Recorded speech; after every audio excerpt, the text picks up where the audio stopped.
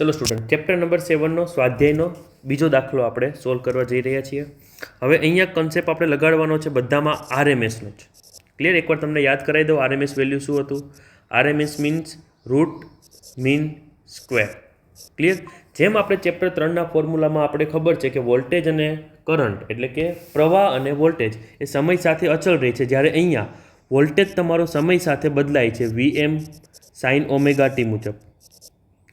Clear? અને current પણ તમારો I is equals to IM sine omega t plus phi આ મુજબ બદલાતો હોય છે, જેમાં ફાઈ કળા તફાવત છે એ તમે સોર્સ સાથે કયો કમ્પોનેન્ટ લગાવો છો એના ઉપર ડિપેન્ડ કરે છે. ક્લિયર? હવે આમાં તમે જોવા જાઓ તો વોલ્ટેજનું કોઈ ફિક્સ મૂલ્ય હોય નહીં.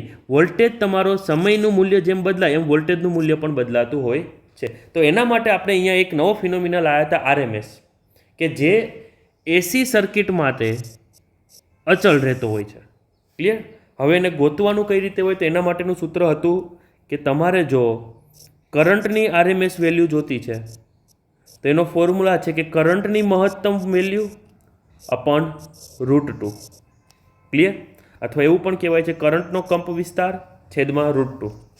પછી બીજું, જો વોલ્ટેજની જોતી હોય VRMS તો ઉપર વોલ્ટેજની મહત્તમ વેલ્યુ અપોન √2. ક્લિયર છે એટલી વાત? આ ફોર્મ્યુલાનો યુઝ કરીને આપણે સ્વાધ્યાયનો બીજો દાખલો સોલ્વ કરવાનો છે. જોઈએ આપણને શું કીધું છે સ્વાધ્યાયના બીજા દાખલામાં. પહેલું, એક એસી સપ્લાયના વોલ્ટેજનું મહત્તમ મૂલ્ય 300 વોલ્ટ છે. એટલે તમને જે ગિવન છે પહેલાં આપણે એ લખી દઈએ. આપણે એ નંબર અહીંયા સોલ્વ કરીએ છીએ. એના માટે વોલ્ટેજનું મહત્તમ મૂલ્ય એટલે તમને VM આપ્યો છે. એ કેટલું આપ્યું છે આપણને? 300 વોલ્ટ. અને આરએમએસ વોલ્ટેજ ગોતવાનો છે તો આપણે અહીંયા ડાયરેક્ટ સોલ્યુશન જ કરીએ. આપણી પાસે સૂત્ર છે કે VRMS બરાબર VM ડિવાઈડ બાય √2. ક્લિયર છે વાત? VRMS કેટલું આપ્યું છે આપણને? VM 300 અને √2. ક્લિયર? અને તમે સોલ્વ કરશો એટલે લગભગ તમારે 150 √2 સમથિંગ આન્સર આવશે. ક્લિયર? તમે કેલ્ક્યુલેટરમાં પણ એ આન્સર લાવી શકો એટલે તમને આ મૂલ્ય મળી જશે VRMS. અહીંયા આપણો પહેલો ક્વેશ્ચન પૂરો થાય છે. ક્લિયર? આપણે એક વખત ખાલી એને હાઇલાઇટ કરી દઈએ આપણો આન્સર છે તે. હવે સેકન્ડ ક્વેશ્ચન જુઓ, બી. એમાં એવું કીધું છે એસી પરિપથના પ્રવાહનું આરએમએસ મૂલ્ય 10 એમ્પિયર છે. એટલે તમે સમજો આ વખતે આપણને જે વેલ્યુ આપી દીધી છે એ IRMS આપેલી છે અને IRMS કેટલું આપ્યું છે? 10 એમ્પિયર આપેલું છે. તો તેનું મહત્તમ મૂલ્ય કેટલું હશે? એટલે આપણે ગોતવાનું છે IM.